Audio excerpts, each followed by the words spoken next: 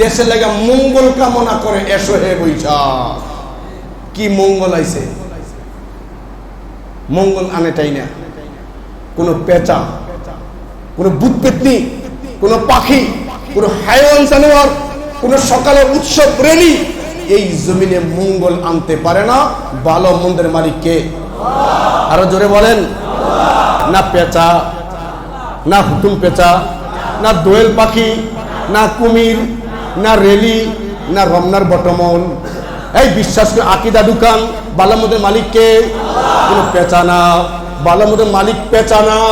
ভালো মন্দের মালিক পেঁচা না। ভালো মন্দের মালিক কোনো প্রতীক না। খুদার কসম, এই জমিনে প্রতীকী বানায়া ভালো কামনা করে বেঈমানরা, অগ্নি পূজকরা, হিন্দুরা, খ্রিস্টানেরা, ইহুদিরা। আমি তাওহীদবাদী। নফস সর্বদা আনন্দ, পূর্তি, উৎসব, বিশেষ করে শরীয়তের বিরোধী কাজের প্রতি আমার আপনার মন, আমার আপনার নফস অধিক পরিমাণ ধাবিত। আল্লাহ পাক রব্বুল ইজ্জত ইসলামের বিধানের ব্যাপারে কিছু কিছু বিধান আল্লাহ নিজে স্বয়ং নির্ধারণ করে দিয়েছেন। মানুষের হাতে আল্লাহ পাক দেননি। যদি আল্লাহ মানুষের হাতে বিধানগুলো দিতেন তো মানুষ তার নফসানিয়ত অনুযায়ী, নিজের সুযোগ সুবিধা অনুযায়ী কখনো বাড়াইতো, কখনো কমাইতো। 5 ওয়াক্ত নামাজ, জোহরের ফরজ 4 রাকাত, যদি এই 4 রাকাতের নির্ধারণ আল্লাহ শরীয়ত দিয়ে করে না দিতেন, আমাকে আপনাকে দিতেন, তো মাঝে মধ্যে 4 রাকাতকে 1 রাকাত বানায় ফেলতাম। আমার মন চাইছে, অনেক ব্যস্ত আমি একবার এক ডাক্তারের কাছে গেছিলাম, খুব শিক্ষিত বড় ডাক্তার। উনি বলতেছে হুজুর সব ভাল লাগে, এর নামাজের ওয়াক্তগুলো ভাল লাগে না। আমি রোগী দেখতে কষ্ট হয় আমার, এশারের নামাজ একটু কমাই দিলে হইতো না?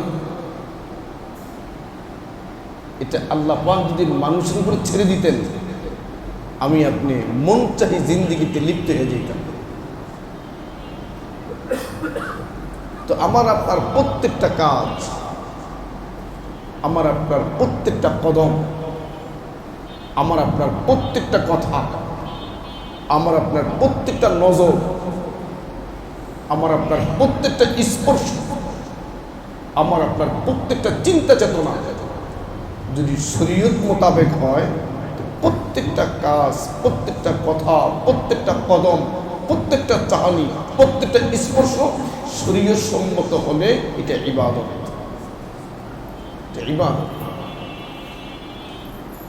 এই জন্য আল্লাহ রাসূল বলছেন, আদ-দুনিয়া মাজরাআতুল আখিরাহ। আল্লাহর পয়গম্বর বলেন, এই দুনিয়াটা জমিন হলো, এই দুনিয়াটা আখিরাতের খেতিবাড়ি, এই দুনিয়াটা আখিরাতের ক্ষেতস্বরূপ। আদ-দুনিয়া মাজরাআতুল আখিরাহ। এই দুনিয়া হলো আখিরাতের খেতিবাড়ি, খেতিস্বরূপ ক্ষেত। এখানে যেমন ফসল লাগাবেন, ওই ফসল যেরকম উৎপন্ন করবেন, বছর শেষে বা মৌসুম শেষেই আপনার চেষ্টা মেহনত ফসলের উপর যেই পরিমাণ হবে, আপনি বাড়িতে নেওয়ার সময় মৌসুমিকের শেষে, মাসের শেষে ফসল ওই পরিমাণ ভোগ করবেন। এই হাদিসটা একটু মনোযোগ দিয়ে বুঝেন, আমার আপনার অনেক ফায়দা নেবেন। রাসূল বলছেন, এই দুনিয়া আখিরাতের ক্ষেত। কি বলছেন? মাজরা। মাজরা আরব দেশে বলে না, মাজরা বিষয় গেছে। মাজরা মানে কৃষিকাজ করে, কৃষিকাজ। মরুভূমিতে এর বিভিন্ন বাগানে কাজ করে, এটাকে মাজরা বিষয় বলে। মাজরা, মাজরা মানে যেখানে কৃষি উৎপন্ন করে। তো আল্লাহ রাসূল বলেন এই জমিনটা হলো আখিরাতের ক্ষেত। আচ্ছা বলেন দেখি খেতে কি লাগায় মানুষ? একটু উত্তর দেন। আপনাদের অনেক সুবিধাবাদী, অনেক চালাক, আপনারা সব কথা আমার দিয়ে বলাইতে চান। আপনারা কিছু বলেন। আল্লাহ রাসূল এই জমিনটাকে, এই পৃথিবীকে কি বলছেন? ক্ষেত। কি বলে? আবার বলেন। ফসলি জমিন বলছেন। আর ফসলি জমিনে আমি আপনি কি লাগাই? ফসল লাগাই। ফসল লাগানোর পরে কি ফসল লাগানো পর্যন্ত কি শেষ না? ফসল লাগানোর পরে আরো মেহনত আছে। মেহনত আছে না? আগাছা দূর করতে হয়, টাইম মতো সময় মতো পানি দিতে হয়, এরপরে আবার কীটনাশক ওষুধ দিতে হয়, অনেক কিছু দেখভাল করতে হয়। আচ্ছা বলেন দেখি, সব কিছু দেখভাল করার পরে এই ফসলি জমিনে ফসলের পাশাপাশি আরো কিছু কি জন্মায়? হ্যাঁ জন্মায়। কি জন্মায়? জোরে বলেন। আপনি ফসলটাকে ঠিকঠাক করে লাগানোর পরেও, যখন যা যা দরকার সব দেওয়ার পরেও এই ফসলের ফাঁকে ফাঁকে, আইলের ফাঁকে ফাঁকে, ধানের গোচার ফাঁকে ফাঁকে কি জন্মায়? আগাছা। এবং দেখবেন এই আগাছাগুলো ফসলি জমি যে ধান লাগাইছেন ধানের চেয়ে সুন্দর দেখা যায়, মজবুত দেখা যায়। এখন কেউ যদি মনে করে যে আমি এত দামি সার দিলাম, রাত জেগে এত কষ্ট করে পানি দিলাম, এত মেহনত করলাম, হাল চাষ করলাম, কীটনাশক দিলাম, মাশাল্লাহ মাশাল্লাহ, আল্লাহ কি বরকত দিছে, লাগাইলাম ধান গাছ একরকম, এখন দিকে আরো বড় বড় মোটা তাজা হইয়া আরো কিছু গাছ হচ্ছে, মাশাল্লাহ আল্লাহ বরকত দিছে, এগুলো ফালাবার দরকার নাই। বলেন যে এই চিন্তা, এই চেতনা, এই বুদ্ধি ঠিক না বেঠি? কারণ এই আগাছা না কাটলে কি হবে? জোরে বলেন। ফসল কি হয়ে যাবে? তাই ফসলকে ঠিকঠাক রাখার জন্য কি করতে হয়? আরো জোরে বলেন। আগাছা কাটতে হয়। যে আগাছা না কাটে ভালো ফসল নষ্ট হয়ে যায়। শুধু নষ্ট হয় না, পুরো লাভ, আপনি পুরো পুঁজি এমন লোকসান হয়ে যায়। ধানের সব ভিটামিন, ধানের চাষ বা অন্যান্য ফসলের সব ভিটামিন, সব কার্যকারিতা এই আগাছা তুষে নিয়ে যায়। পুরা ধান ক্ষেত মনে হয় যে একবারে জ্বলে পুরে শেষ হয়ে গেছে। আগাছার আগাছা, আগাছার প্রভাবের কারণে এমনও ক্ষেত দেখবেন, এমনও ফসল দেখবেন, আগাছার এই পরিমাণ প্রভাব, এই পরিমাণ প্রভাব বিস্তার আগাছা, আগাছার কারণে ওই ফসলি মূল উদ্দেশ্য যে ফসল, ওই ফসল এত নিচে পড়ে যায়, সূর্যের তাপ না লাগার কারণে ওই ফসল উৎপন্নই হয় না। এই আগাছা কোথায় হয়? খেতে। কোথায় হয়? ফসলের পাশাপাশি কি হয়? আগাছা হয়। এটা কাটতে হয়। এটা না কাটলে আসল পুঁজি নষ্ট হয়ে যায়। এই কথা যেমন বুঝছেন, এখন রসুল যে বলছেন এই দুনিয়াটা আখিরাতের খেতি বাড়ি, এই জমিনটা হলো আখিরাতের ক্ষেত, এখানে ফসল লাগাবেন। দুনিয়ার ক্ষেতেতে মানুষ ধান গাছ লাগায়, ফসল লাগায়, ফলমূল লাগায়, শাকসবজি লাগায়, দুনিয়ার ফসল। আখিরাতের যে খেতি বাড়ি, এই আখিরাতের এই দুনিয়ার খেতে কি ফসল লাগায়? আখিরাতের ফসল হলো আমল। কি বলেন? নামাজ আমল কি আমল না? রোজা আমল কি আমল না? হজ করা আমল কি আমল না? এমনকি জিকির আজকার করা আমল কি আমল না? দান খয়রাত করা আমল কি আমল না? জিকির আজকার করা, তোয়াফ করা, বাইতুল্লাহ যাওয়া, হজ করা, উমরা করা, ইতিকাফ করা, রোজা রাখা, ইফতার করানো, সমস্ত নবীর হুকুম, আল্লাহর আদেশগুলো নবীর তরিকায় করা, এগুলোকে বলে কি? আমল। কি বলে বলেন? এই আমলগুলো হলো এই দুনিয়ার জমিনে আখিরাতের ফসল।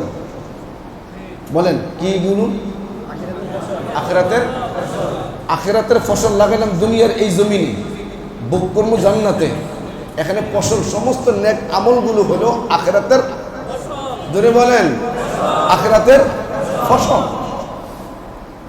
দুনিয়ার খেতে ধান ক্ষেত লাগাইলে অন্যান্য ফলমূল সবজি লাগাইলে সাথে কি হয়? দুনিয়ার জিন্দিগিতে আখিরাতের ফসল ইবাদত লাগাবেন, সেখানে আগাছা হয়। সেখানে কি হয়? আগাছা হয়। সেই আগাছার নাম হলো গুনাহ। সেই আগাছার নাম কি? গুনাহ। এক একটা গুনাহ যেরকম দুনিয়ার ক্ষেতের আগাছা ফসলের শক্তি নষ্ট করে দেয়, ফসলের বরকত নষ্ট করে দেয়, পুরো ফসলটাই ধ্বংস করে দেয়, ঠিক তেমনিভাবে আখিরাতের এই জিন্দিগির এই দুনিয়াতে এক একটা নেক আমল, এক একটা আখিরাতের ফসল, এই ফসলগুলো নষ্ট করে দেয় এক একটা গুনাহ।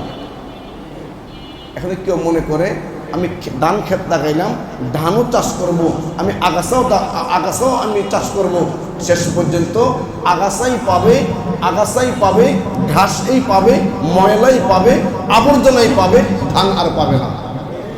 ঠিক তেমনিভাবে দুনিয়ার এই জিন্দিগিতে আখিরাতের আমল করতে কেউ যদি মনে করে না আমি আমলও করব, নামাজও পড়ব, রোজাও রাখবো, হজও রাখবো, জিকিরও করব, জাকাতও দিব, আবার মাঝে মধ্যে হিন্দু খ্রিস্টানদের উৎসব পহেলা বৈশাখে এসো হে বৈশাখ, এসো মঙ্গল কামনা করি, মূর্তির পূজা করি, এমনকি হাইওয়ান জানোয়ারের ছবি লাগাইয়া শোভাযাত্রা অবলম্বন করি, তবে নামাজও পড়বো, রোজাও রাখবো, হজও করব, জাকাতও দিব। আমি হিন্দু খ্রিস্টান বেঈমানদের উৎসব গিয়ে আমি আবার সেখানে আনন্দ উপভোগ করব, ইসলামকে তোয়াক্কা করব না, তো নেক আমলের পাশাপাশি আমি আগাছাও জন্মাইলাম। এই আগাছায় কি হবে?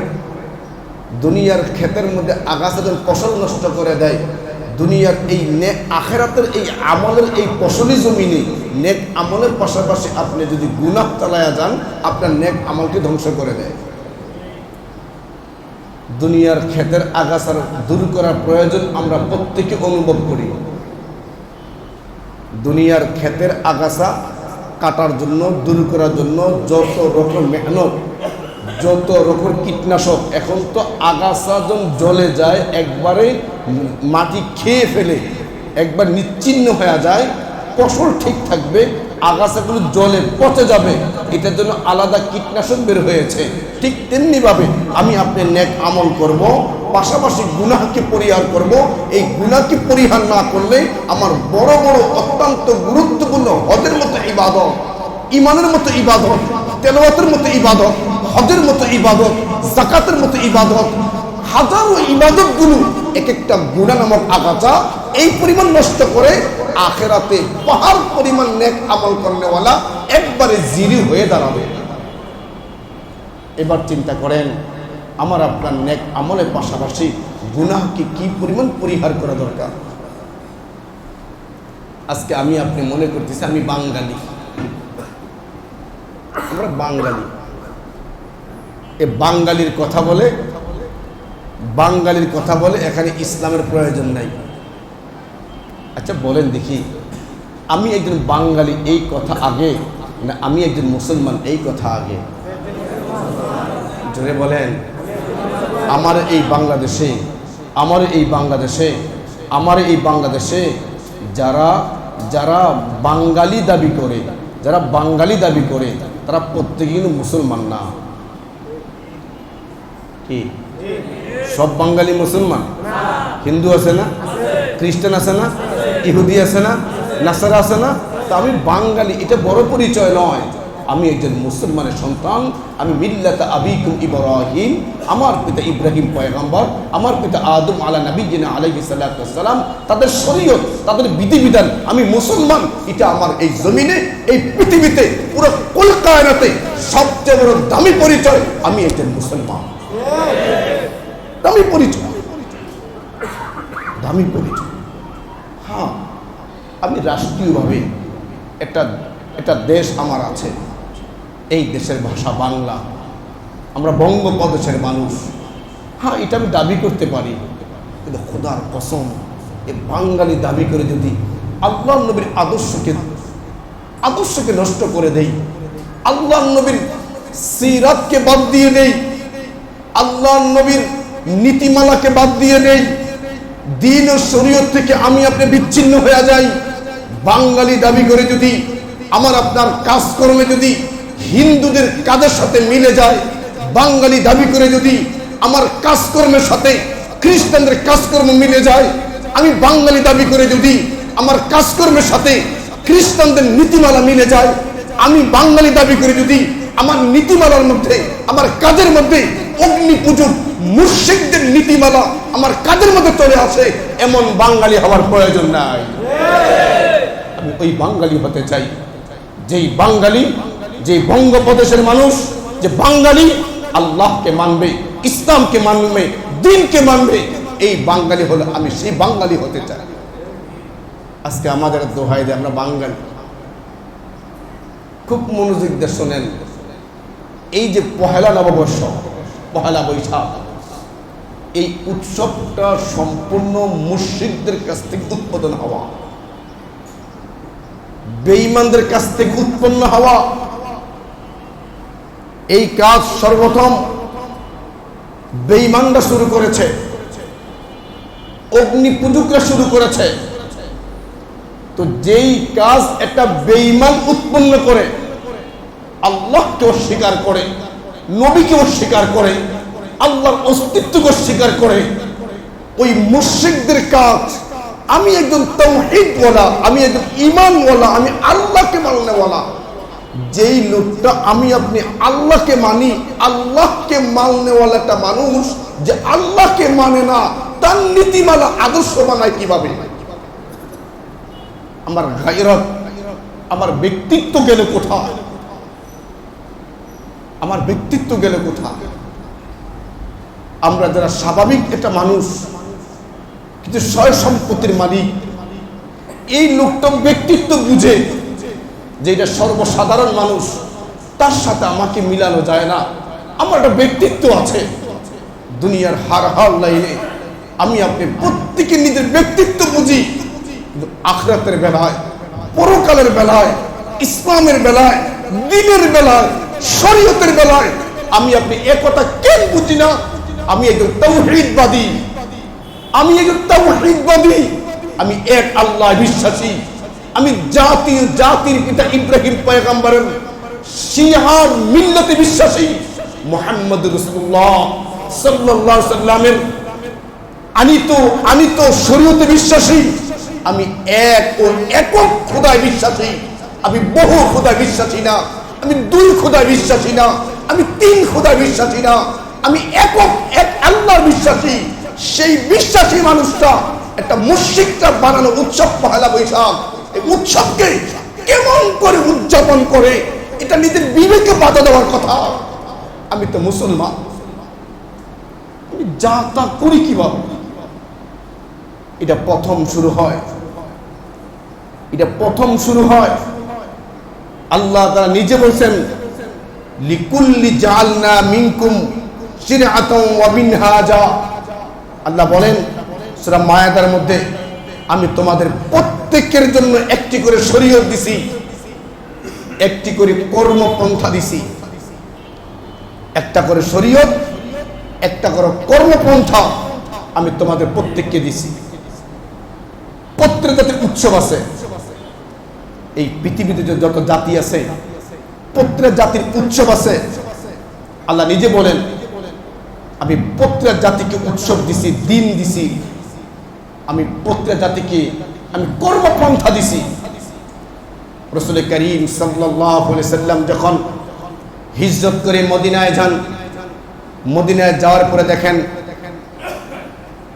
মদিনার লোকেরা উৎসব করে, মদিনার ইহুদিরা উৎসব করে, আনন্দ করে। আমার আপনার নবী ইহুদির জিজ্ঞান, তোমাদের এই আনন্দ কিসের? কি উদযাপন করে তোমরা? এটা কি বিষয়ে আনন্দ করো? তখন মদিনার ইহুদিরা বলল যে এটা আমাদের উৎসব, এটা আমাদের আনন্দ, আমরা বানাই এটা। রাসূল করিম সাল্লাল্লাহু আলাইহি সাল্লাম বললেন, ও আমার সাহাবীরা শোনো, এই ইহুদিরা যে বছরে একদিন উৎসব করে, আমরা সেই একদিনকে পরিবর্তন করে মুসলিম উম্মার জন্য শরীয়ত হলো আমাদের বৎসরে উৎসব হবে দুইটা। বলেন না সুবহানাল্লাহ। আমার আপনার নবীর সামনে খেয়াল করলে দেখবেন, আল্লাহ রাসূল ইসলামের কোন একটা কাজ ইহুদি খ্রিস্টানের সাথে মিল রেখে করেন নাই, ইহুদি মিল রেখে করেন নাই। ইহুদের যেদিকে করত আল্লাহর পয়গম্বর সেদিকে ঘুরিয়ে দিতেন, এটা করতেন না। মুসলমানের কোন একটা কাজ ইহুদির সাথে মিশে যাবে, খ্রিস্টের সাথে মিশে যাবে, এটা আল্লাহর নবী কখনো চাইতেন না। ওরা একটা উৎসব করে, রাসূল বলে আমাদের উৎসব দুইটা, একটা ঈদুল ফিতর, একটা ঈদুল আজহা। এই দুইটা হলো আল্লাহ নবীর পবিত্র জবান থেকে নির্ধারিত স্বীকৃত উৎসব। এই দুইটা ছাড়া স্বীকৃত উৎসব আর নাই আমাদের, আর নাই। জন্মদিবস নাই, মৃত্যু দিবস নাই, এমনকি কোনো বছর আসা, কোনো বছর শেষ হওয়া, এই নিয়েও ইসলামে আল্লাহ নবী সাহাবা ইকরামকে কোনো উৎসব বানাইতে আদেশ দেন নাই। আমরা মুসলমান, আরবি মাস যায়, আরবি বছর যায়। এই যে এখন শাওয়াল চলছে, কয়েকদিন পরে জিলকদ আসবে, জিলকদের পরে জিলহজ আসবে, জিলহজের পরে মুহররম মাস, আরবির প্রথম মাস আসবে। আমি মুসলমান, তো আমাদের কোনো উৎসব হয় না, আরবে কোনো উৎসব হয় না। ইসলামের উৎসব দুইটা, ঈদুল আজহা, ঈদুল ফিতর। তো এই উৎসবটা আসলো কিভাবে? এই উৎসবটা আসছে বর্তমান সমাজে ফারস্য, ওই সমাজে ফারস্য, এই ফারস্যের লোকগুলো অগ্নি পূজক, আগুনের পূজা করে। এটা সম্পূর্ণ মুশরিক, এটা শিরিক। এই ফারস্যের লোকেরা অজ্ঞতার জামানা, ওই জামানা থেকে আগুনের পূজা করতে, উৎসব করতে একটা। ওই উৎসবকে আরবিতে বলা হয় নাইরুজ, আর ফার্সিতে বলা হয় নওরুজ। নাইরুজ আর ফার্সি নওরুজ, যার অর্থ নববর্ষ। ফারস্যের লোকগুলো একটি উৎসব উদযাপন করত, যার নাম হলো নওরুজ, নববর্ষ। দিনের শুরুর যে অংশটা নববর্ষ, এটা ফারস্যের অগ্নি পূজকরা পালন করত। হাফেজ যাহাবী রহমতুল্লাহ আলাইহি লেখেন, এই নওরুজ, এই নববর্ষটা মিশরের মধ্যে বেশিরভাগ কিপ্তি যারা এরা উদযাপন করত। কিপ্তি কারা? ওই সময় যে জালেম বাদশা ফেরাউন, তার অনুসারী যারা, তার এলাকার লোক যারা, এদের কিপ্তি বলত। আর মুসা নবী আলাইহিস সালাতু ওয়াস সালাম এর আশেপাশে যারা ছিল তাদের কি বনি ইসরাইল বলত। এই কিপ্তিরা উৎসব পালন করত, বৎসরে নওরুজ পালন করত। এই দিবসটাকে পালন করতে গিয়ে ওই সময়ও এমন কিছু লোক ছিল যারা এই কিপ্তিদের, অগ্নি পূজকদের থেকে নিশ্চিত, অগ্নি পূজকদের কাছ থেকে হাওলাত করা, অগ্নি পূজকরা আবিষ্কার করা এই শিরিক যারা করে, তাদের কর্মকাণ্ড মিশরের কিপ্তিরা পালন করত। ওই কিপ্তিদের পালনের সাথে এই জামানায় যেমন হিন্দুরা পূজা করে, হিন্দুদের কোনো পূজা, হিন্দুদের কোনো উৎসব মুসলমান না গেলে জমে না। কিছু মুসলমান, নামদারি মুসলমান, মন মস্তিষ্কে হিন্দু ধর্মের মহাব্বত পালন করে, তারা তাদের পূজায় অংশগ্রহণ করে। ওই জামানায় কিছু লোকেরা, ভালো লোকেরা ওই কিপ্তিদের উৎসবের মধ্যে অংশগ্রহণ করত। বর্তমান সমাজে বহু মুসলমান যুবক আছে হিন্দুকে পূজায় যায়, এটা সম্পূর্ণ নিষেধ। রাসূল নিজে বলছেন, যেই ব্যক্তি আমার যে উম্মত বেঈমানদের কোনো উৎসবে অংশগ্রহণ করে একজন লোক বেশি বানাইল, কোন বাতিল ফেরকার উৎসবে আপনি গেলেন, একটা লোক বাড়ছে, এই একটা লোক বেড়ে বেঈমানদের জনসংখ্যা বাড়াবার কারণে রাসূল বলেন তোমার অবস্থা বড় ভয়ঙ্কর হবে। তুমি ইহুদির লোকে, খ্রিস্টানদের লোকে, যেই জাতির বাতিল এই উৎসবে গেছ, ওই জাতির যে পরিণতি হবে, তুমি যে অংশগ্রহণ করার কারণে তুমিও তাদের সাদৃশ্য গ্রহণ করলা। কত বড় ভয়ঙ্কর! এই পহেলা বৈশাখের এই ফারস্যরা, এই অগ্নি পূজক, মিশরের কিপ্তিরা, ফেরাউন গোত্রের লোকেরা এই নববর্ষ পালন করা এই শুরু করলো। তাহলে আমি যদি আমার কথাটা বুঝে থাকেন, বলেন দেখি এই নববর্ষ এটা উৎপত্তি কোনো মুসলমান না না অগ্নি পুজো বেঈমান? বেঈমানের। সেই ধারাবাহিকতায় আমার আপনার কাছে আস্তে আস্তে আস্তে আস্তে এ পর্যন্ত আসছেন। এই যে অগ্নি পূজকরা এই বৎসরের মৌসুমটা বানাইতো, তখন রাসূল বলছেন মান তাশাব্বাহা বিকাউমিন ফাহুয়া মিনহুম, মান তাশাব্বাহা বিকাউমিন ফাহুয়া মিনহুম। আল্লাহর পয়গম্বর বলেন আমার যে উম্মত যেই দলের সাদৃশ্য গ্রহণ করবে, ময়দানে মাহশারে আমার উম্মতটা কালিমা পড়নেওয়ালা হওয়ার পরেও, নামাজ পড়নেওয়ালা হওয়ার পরেও, জিকির আজকার করনেওয়ালা হওয়ার পরেও, জুমার 5 ওয়াক্ত মুসল্লি হওয়ার পরেও আল্লাহর পয়গম্বর বলেন তোমার কর্মকাণ্ড বেঈমানদের লগে মিল হওয়ার কারণে ময়দানে মাহশরে মুসলমানদের জামাতে উঠবা না, মুসলমানদের দলে উঠবা না। তুমি যেই দলের সাদৃশ্য গ্রহণ করেছ তুমি ওই দলে গিয়া দাঁড়াইবা। নাউজুবিল্লাহ। কি হবে আমার নামাজ? কিন্তু আফসোস এই কথাগুলো যাদের শোনা দরকার তারা কেউ মসজিদে নাই। কি ঠিক না ঠিক? আমার মনে হয় না আপনি কেউ এখানে এই পার্টি আছেন যারা এই পহেলা বৈশাখ পান্তা বা ক্রিসমাস খান। আমার মনে হয় না কেউ এখানে আছেন। যারা খায় তারা অনেকে এখন আসে নাই। আছে? তাহলে আমার দাওয়াত দিবেন না? তাহলে আমরা মসজিদ কমিটি থেকে পালন করি। বলেন আমাদের বিবেক কোথায় নামছে? আমাদের বিবেক কোথায় নামছে? আমাদের কোন ধর্মীয় উৎসবে বেঈমানদের পাবেন না, বেঈমানদের পাবেন না। কিন্তু আজ আমরা মুসলমান কালিমাওয়ালা হওয়ার পরেও আমরা পেঁচার ছবি, আমরা পেঁচার ছবি, আমরা দোয়েল পাখির ছবি, কুমিরের ছবি, এই সমস্ত ছবিকে গায়ে ঝুলাইয়া রেলি বানাইয়া আমি আপনি এলান করি এসো হে বৈশাখ। আচ্ছা যদি কেউ না বললো এসো হে বৈশাখ, বললো না, বৈশাখ আসবে না? হ্যাঁ। আর কেউ বললো এসো হে বৈশাখ, বৈশাখ কি শেষ হবে না?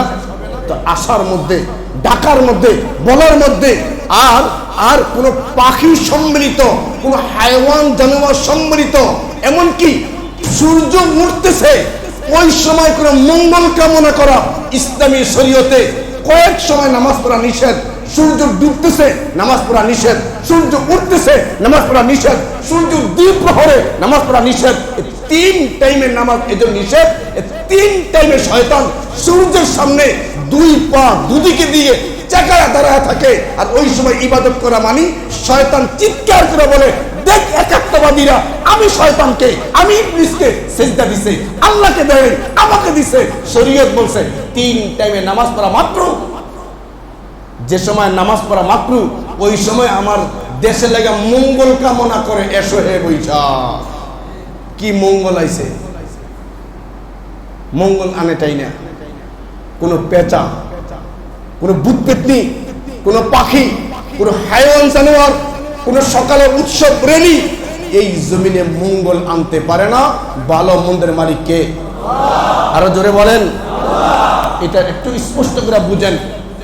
ইমানে মুফাসসাল আমানতু বিল্লাহি ওয়া মালাইকাতিহি ওয়া কুতুবিহি ওয়া রুসুলিহি ওয়াল ইয়াউমিল আখির ওয়াল কদরি খাইরিহি ওয়া শাররিহি মিনাল্লাহি তাআলা ওয়াল বা'থি বা'দাল মাউত। ও মুমিন মুসলমান, আমাদের ইমানে মুফাসসাল, আমাদের ইমানটা, ইমানের মৌলিক কয়েকটা গুরুত্বপূর্ণ মোটা মোটা বিষয় হাদিস কোরআনে এই বিষয়গুলো বিক্ষিপ্ত আকারে আছে। আমাদের আকাবির আসলাফরা কোরআন ও হাদিসের নির্যাসকে এক জায়গায় করে ইমানে মুফাসসালটা স্থাপন করে আমাকে আপনাকে কয়েকটা মোটা মোটা দাগে ইমান শিখাইছেন। আমানতু বিল্লাহ ওয়া মালাইকাতিহি ওয়া কুতুবিহি ওয়া রুসুলিহি ওয়াল ইয়াউমিল আখির ওয়াল কদরি খাইরিহি ওয়া শাররিহি মিনাল্লাহি তাআলা ওয়াল বা'থি বা'দাল মাউত। এই 7টা বড় গুরুত্বপূর্ণ। আল্লাহর প্রতি ঈমান, কিতাবের প্রতি ঈমান, রাসূলদের প্রতি ঈমান, আল্লাহর প্রতি ঈমান। আমানতু বিল্লাহ, আমানতু বিল্লাহ। আমার আপনার মালিক কে? আরো জোরে বলেন। আমার আপনার মালিক কে? আমাকে আপনি বাঁচাবার মালিক কে? হায়াতের মালিক কে? আমার আপনার ব্যবসার লোকসান দেওয়ার মালিক কে?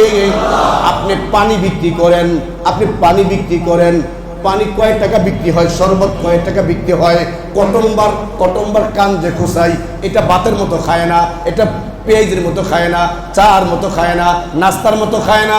এরপর এই জমিনে এই কটম্বার বিক্রি করে ধনী হয়ে গেছে গা। আল্লাহ তাআলা বলেন সব জায়গায় তুমি দেখতেছো লস, আমি লাভ দেই, যেখানে লাভ আমি লস দেই, সব কিছুর মালিক আমি আল্লাহ। বিশ্বাস স্থাপন করো। আমানতু বিল্লাহ ওয়া মালাইকাতিহি, ফেরেশতা বিশ্বাস করো, চোখে দেখো না কত ফেরেশতা আছে আল্লাহ ভালো জানে। ওয়া মালাইকাতিহি ওয়া কুতুবিহি, এই তাওরাত পাঠাইছেন, ইনজিল পাঠাইছেন, জাবুর পাঠাইছেন, কুরআন পাঠাইছেন, আরো 100 সহিফা পাঠাইছেন, সবগুলো বিশ্বাস করো। ও কুতুবিহি ওয়া রুসুলিহি, এই পৃথিবীতে আল্লাহ তাআলা যত নবী পাঠাইছেন, কত নবী পাঠাইছেন হিসাব নাই, আল্লাহ ভালো জানে।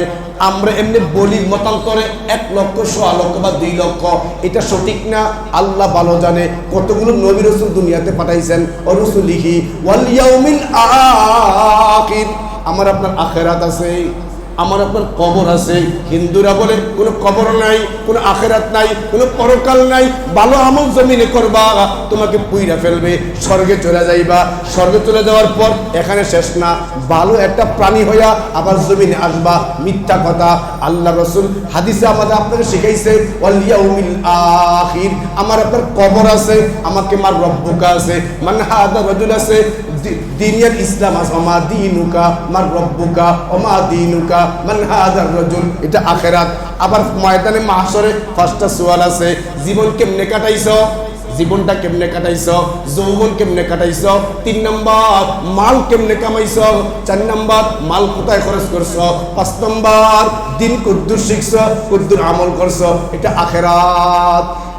এই 5টা আবার 3টা কত হলো?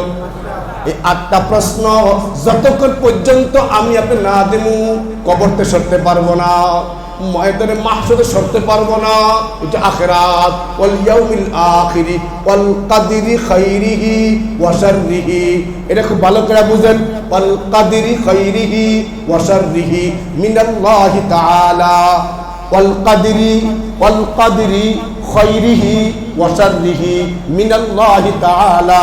ইমানে মুফাসসাল আল্লাহর পয়গম্বর শিখাইতেছেন তোমার তকদিরে ভালো হওয়া, তোমার তকদিরে খারাপ হওয়া, তোমার দুঃখ আসা, তোমার সুখ আসা, ব্যবসা লাভ হওয়া, ব্যবসা লস হওয়া, সন্তান হওয়া, সন্তান হওয়ার পরে মরে যাওয়া, তোমার মুসিবত, তোমার সুখ, তোমার দুঃখ, তোমার ভালো হালাত, তোমার খারাপ হালাত, তোমার লস, তোমার লোকসান, তোমার সুস্থতা, তোমার অসুস্থতা মিনাল্লাহি তাআলা। কার পক্ষ থেকে হয়? আরো জোরে বলেন, কার পক্ষ থেকে হয়? যদি আমি আপনি বলি পহেলা বৈশাখ সূর্য উঠতেছে, কল্যাণ চাই, আল্লাহ কল্যাণ দিবে, তাহলে মসজিদে আসো না কেন? বুঝলেন না? মনে হয় ভালো মতের মালিক কে? না পেঁচা, না হুতুম পেঁচা, না দোয়েল পাখি, না কুমির, না রেলি, না রমনার বটমন। এই বিশ্বাস করে আকিদা ঢুকান, ভালো মতের মালিক কে? কোনো পেঁচা না, ভালো মতের মালিক পেঁচা না, ভালো মতের মালিক পেঁচা না, ভালো মতের মালিক কোনো প্রতীক না। খুদার কসম, এই জমিনে প্রতীকী বানায়া ভালো কামনা করে বেঈমানরা, অগ্নিপূজকরা, হিন্দুরা, খ্রিস্টানেরা, ইহুদিরা। আমি তাওহীদবাদী। কুল হুয়াল্লাহু আহাদ হে তেরে ওয়াহদত কে লিয়ে, कुल हुवल्लाहु अहद है तेरे वहदत के लिए, और अल्लाहु समद है तेरे कुदरत के लिए। कुल हुवल्लाहु अहद है तेरे वहदत के लिए, और अल्लाहु समद है तेरे कुदरत के लिए। আমার সব কিছুর মালিক, আমার ভালো দেওয়ার মালিক, আমাকে সুখ দেওয়ার মালিক, খুদার কসম। বাংলা নববর্ষের সকালবেলা সূর্য উঠতেছে, খালি পায়ে হাইটা মঙ্গল কামনা করা, এটা কখনো মঙ্গল আনে না। মঙ্গল আনে মালিকের সেজদার মাধ্যমে, মঙ্গল আনে দোয়ার মাধ্যমে, মঙ্গল আনে কান্নার মাধ্যমে, মঙ্গল আনে তেলাওয়াতের মাধ্যমে, মঙ্গল আনে যিনি মঙ্গল দেন তার দরবারে নত হওয়ার মাধ্যমে, রেলির মাধ্যমে না, পূজার মাধ্যমে না, উৎসবের মাধ্যমে না, পান্তাবাদ ইলিশ মাছ খাওয়ার মাধ্যমে না। এগুলো শিরকি কাজ, বেঈমানের কাজ। বেঈমানরা আমাকে আপনাকে বেঈমান হতে দাওয়াত দিতে পারে না বলা এটা কৌশল বানায়া আমার ঈমানটা হরণ করে নিয়ে যায়। আমি আপনি উৎসব করি, বাঙালি উৎসব, এটা বাঙালি না, এটা বেঈমানদের উৎসব। ভাল লাগলে করবেন, না ছাড়বেন, আপনার ব্যাপার। আমি একটা কথা বললাম, আমি বাঙালি পরিচয় হচ্ছে আমি মুসলমান বড় পরিচয়। কবরে জিগাইবে না তুই বাঙালি, তুই বাঙালি, পাশার সাল উঠে ফেল। কবরে জিগাবে আমা দিন, তোর দিন কি কর, তোর দিনকে চারুকলা নাস্তিক, প্রায় নাস্তিক। ওই ফ্যাক্টরি তৈরি হয়েছে, আল্লাহ মানে না, কোরআন মানে না, দিন শরীয়ত মানে না।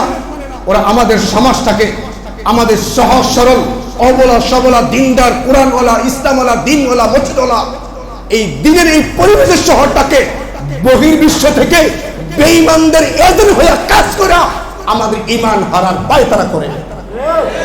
এরা বেঈমানদের বিদেশি দালাল। তো ভাইও, আমাদের একটাই মেসেজ, আমি মুসলমান, আপনি আনন্দ করেন। ইসলাম আনন্দ করতে আপনাকে বাধা দেয় না। ইসলাম উৎসব করতে বলছে আমাকে, ইসলাম আমাকে হাসতে বলছে, ইসলাম আমাকে হাসতে বলছে।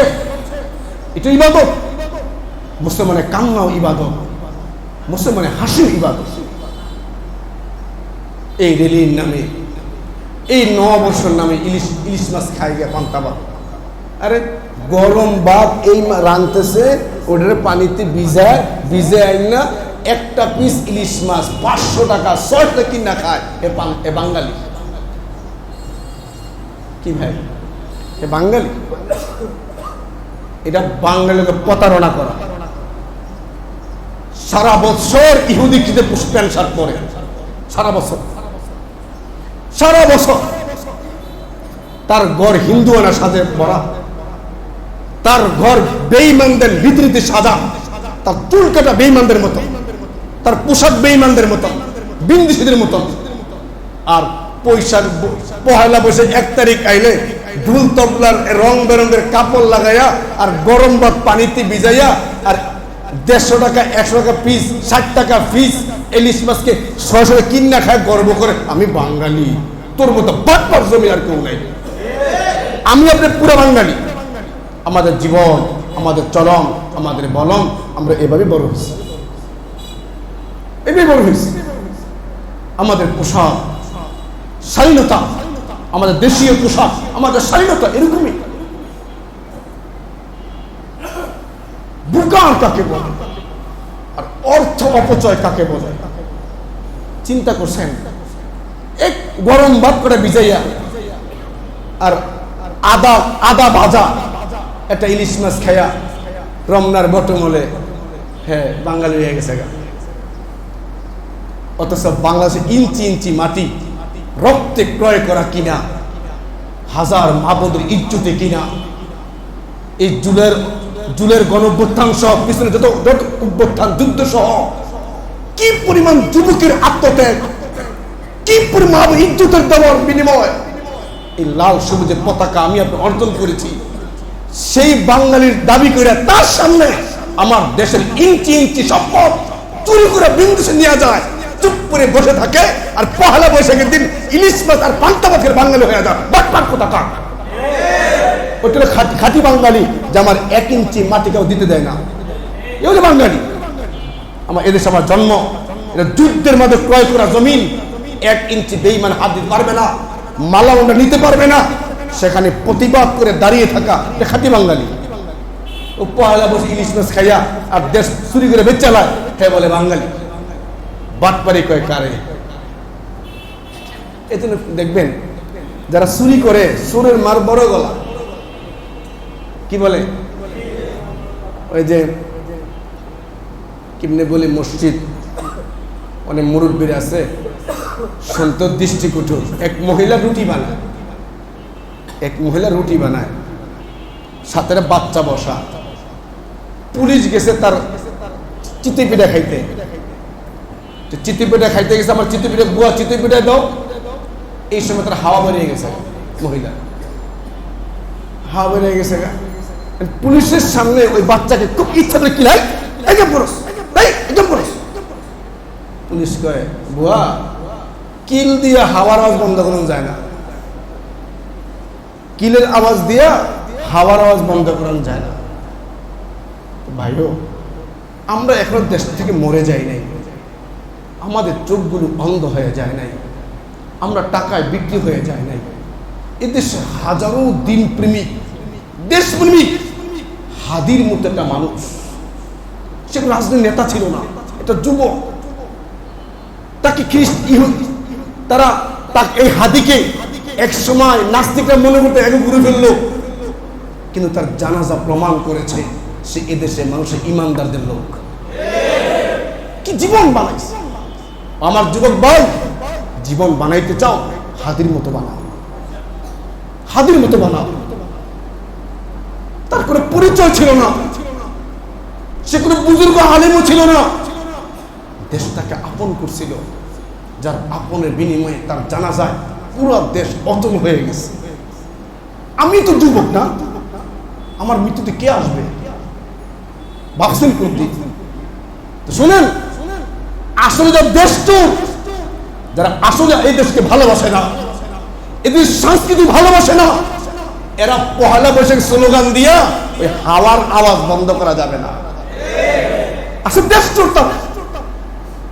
দেশটা না হইতো তো বেঈমানদের বিন্দেশীদের রীতিনীতি এদেশে উৎসব হতে পারে না।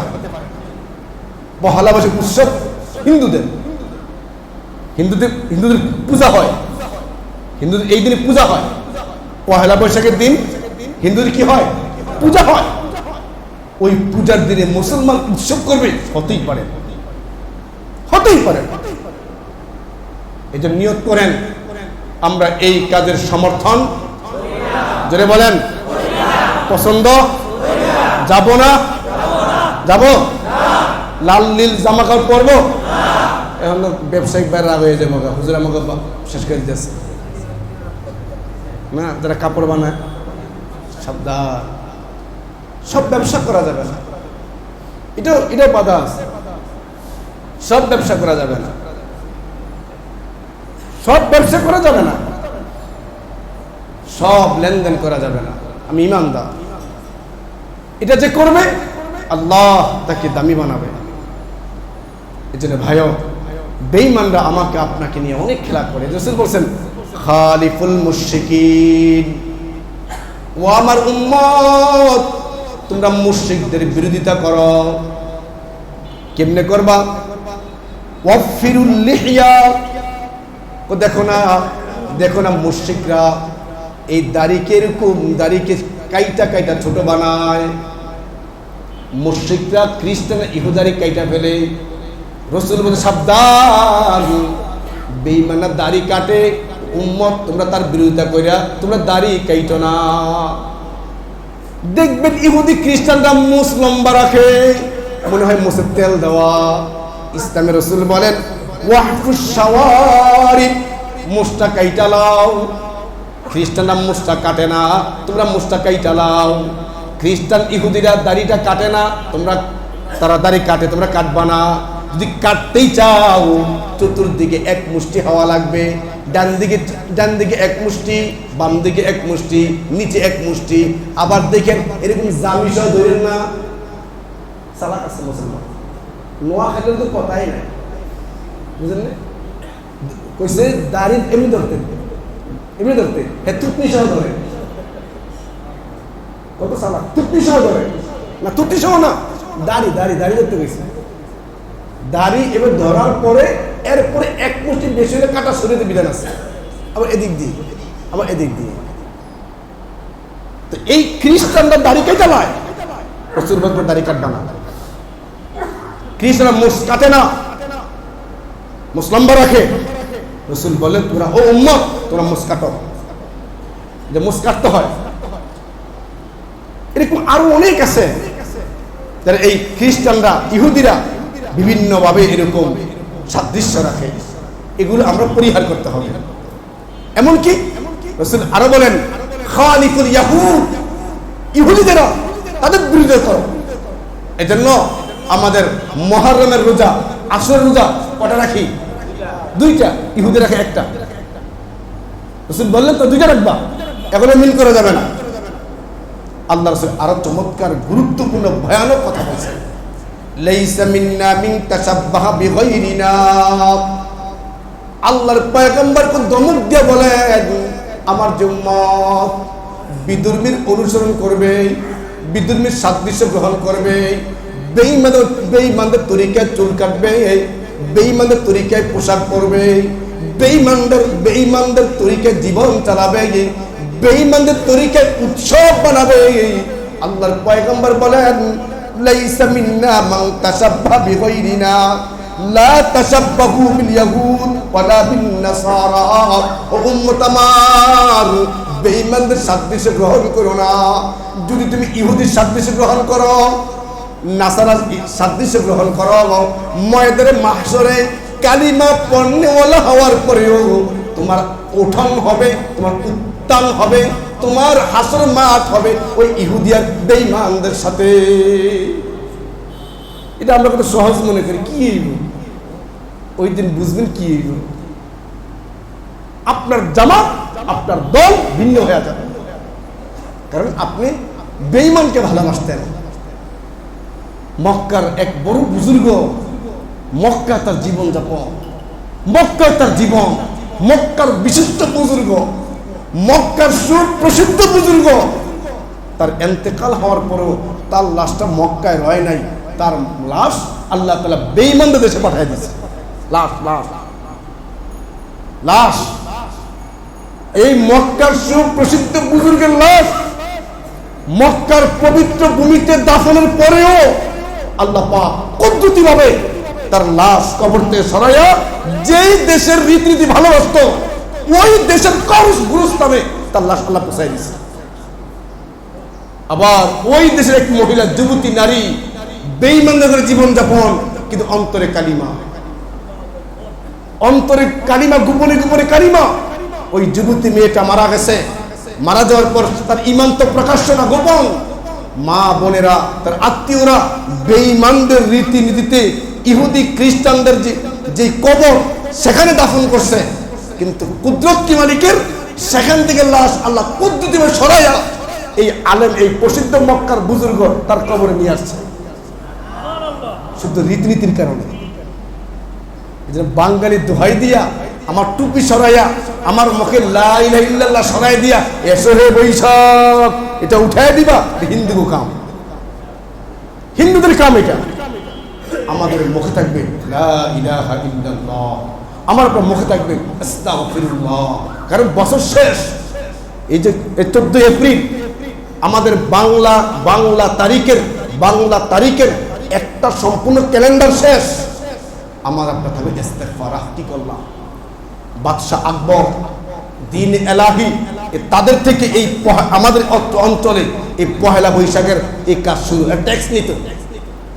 ট্যাক্স নিত, এখনো গ্রাম অঞ্চলে হাল খাতা করে, পয়লা বৈশাখে হাল খাতা করে, সারা বছর বাকি যা খাইছেন এই হাল খাতা মিষ্টি খাইয়া, এই জিলাপি খাইয়া এই টাকা সুদ করে দিয়ে আইবেন। এখনো আছে কিছু, এরকম কিছু অনেকটাই হিন্দুদের কাজ। তা আমার এই ক্ষুদ্র আলোচনায়, ক্ষুদ্র এই জ্ঞানে আমার যা কোরআন হাদিস থেকে বোঝার চেষ্টা করেছি, এই উৎসব আমাদের না, এটা বেঈমানদের। আল্লাহ আমাদের সকলকে এই সমস্ত ক্ষতিকর দিকগুলো বুঝে পরিহার করে আল্লাহ পাক আমাদেরকে আমল করার, জিন্দেগি সাজাইবার আল্লাহ পাক তৌফিক দান করুন। আমিন।